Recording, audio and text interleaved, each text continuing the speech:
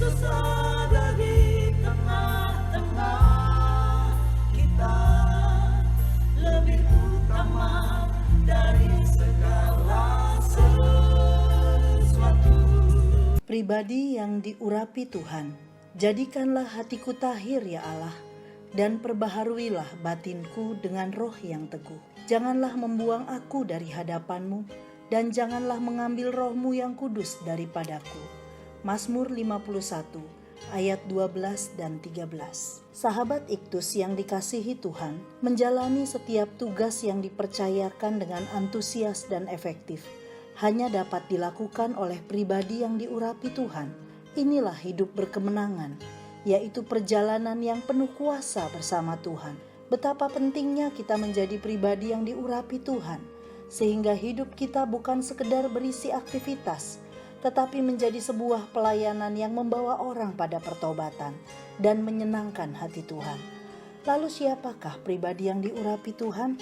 Di dalam Alkitab, urapan Tuhan diberikan kepada mereka yang dipercayakan untuk melakukan pelayanan dalam jabatan sebagai raja, imam, dan nabi.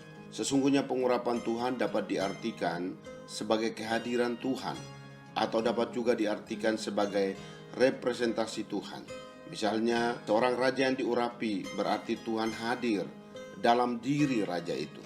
Bahkan dapat dikatakan bahwa raja itu adalah representasi Tuhan. Daud adalah contoh pribadi yang diurapi Tuhan.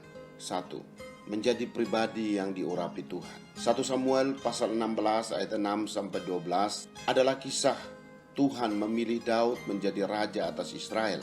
Daud tidak termasuk dalam hitungan orang hebat di tengah keluarganya. Bahkan ayahnya sendiri sama sekali tidak memperhitungkannya. Tuhan memilih dan mengurapi Daud untuk melaksanakan tugas pelayanannya sebagai raja Israel. Setelah Samuel mengurapi Daud di tengah-tengah saudara-saudaranya, sejak hari itu dan seterusnya berkuasalah roh Tuhan atas Daud. Ayat 13. Dalam konteks perjanjian lama, roh Tuhan dapat undur dari diri seorang, tetapi untuk masa anugerah tidak demikian. 2. Pentingnya menjadi pribadi yang diurapi Tuhan. Beberapa hal dicatat dalam Alkitab tentang pentingnya urapan Tuhan melalui pengalaman Daud. Pertama, ia dapat mengalahkan roh jahat. Pasal 16 ayat 23. Ayat 14 menjelaskan tentang keadaan Saul demikian. Roh Tuhan telah mundur daripada Saul dan sekarang ia diganggu oleh roh jahat. Ketika Daud memainkan kecapinya, Saul merasa lega dan nyaman dan roh jahat itu undur daripadanya. Ayat 23. Apakah perginya roh jahat itu disebabkan oleh kepandaian Daud memainkan kecapinya? Tidak, tetapi karena Daud adalah seorang yang diurapi Tuhan, sehingga Tuhan menyertai Daud. Kedua, ia dapat mengalami kemenangan atas masalah. Pasal 17 ayat 40 sampai ayat 58. Inilah kisah kemenangan Daud terhadap musuh atau lawan yang begitu kuat, yaitu Goliat. Dalam kisah ini ada Eliab, seorang profesional yang tidak diurapi Tuhan, dan ia takut menghadapi Goliat. Lalu ada Saul, seorang profesional yang mengalami krisis urapan Tuhan. Ia tidak mengandalkan Tuhan, tetapi mengandalkan fasilitas yang digunakan. Sedangkan Daud seorang yang tidak profesional, tetapi diurapi Tuhan. Ia berani menghadapi Goliat, bahkan dengan fasilitas yang terbatas, dan ia mengalami kemenangan. Ketiga, ia memiliki keberanian untuk memperkenalkan Tuhan. Pasal 17 ayat 46 dan 47. Kemenangan yang diraih Daud bukanlah untuk kehormatan bagi dirinya sendiri, melainkan untuk memperkenalkan nama Tuhan. Daud yang masih remaja itu diurapi Tuhan, sehingga memiliki hasrat untuk memperkenalkan Tuhan ke seluruh bumi, supaya seluruh bumi tahu bahwa di Israel ada Allah. Keempat, ia hidup memenuhi tujuan Tuhan. Kisah 13 ayat 36a. Kisah 13 ayat 36 mencatat Daud melakukan kehendak Allah pada zamannya.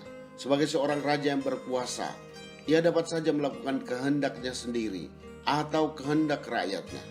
Namun ia melakukan kehendak Tuhan. Seorang yang diurapi Tuhan dapat menggenapi segenap maksud Tuhan dalam kehidupannya. 3. Penghalang menjadi pribadi yang diurapi Tuhan.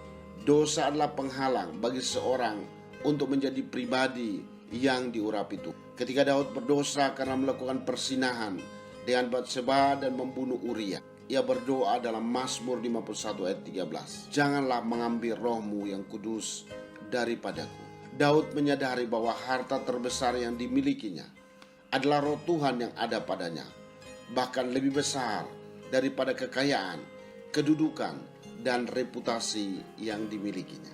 Sahabat Iktus, kemenangan demi kemenangan akan kita alami bila mana kita menjadi pribadi yang diurapi Tuhan. Pelayanan yang penuh kuasa dan menghasilkan buah yang bernilai kekal, juga hasrat agar nama Tuhan Yesus dikenal di seluruh bumi. Bahkan kesanggupan kita untuk hidup memenuhi tujuannya hanyalah dapat kita alami dalam urapan Tuhan. Sejak saya percaya dan menerima Yesus sebagai Tuhan dan Juru Selamat, Roh Kudus tinggal di dalam hati saya dan mengerjakan kemenangan demi kemenangan. Urapan Tuhan bekerja efektif dalam hidup saya bila saya tidak kompromi dengan dosa. Urapan Tuhan membangkitkan hasrat misi saya untuk memberitakan kabar baik kepada setiap suku dan kaum dan bahasa di seluruh dunia, hingga semua tujuan Tuhan tergenapi dalam hidup saya. Sahabat Iktus yang dikasihi Tuhan, apa arti saya menjadi pribadi yang diurapi Tuhan? Mengapa penting saya menjadi pribadi yang diurapi Tuhan? Apa yang menghalangi saya saat ini untuk menjadi pribadi yang diurapi Tuhan? Tuhan Yesus, kehadiran-Mu dalam hidup saya telah saya rasakan dimulai dari hari pertobatan saya. Saya bersyukur karena sejak saat itu Engkau tetap ada di dalam diri saya dan tidak akan pernah meninggalkan saya. Saya mengalami kehidupan yang penuh kuasa di dalam urapan-Mu. Saya menjadi antusias menjalani hidup ini dan efektif menyampaikan kabar baik. Urapan-Mu ya Tuhan yang menuntun saya untuk memberi tempat tertinggi kepadamu hingga semua tujuan-Mu tergenapi dalam hidup saya. Amin. Tuhan adalah kekuatan dan benteng keselamatan bagi orang yang diurapinya. Kristuslah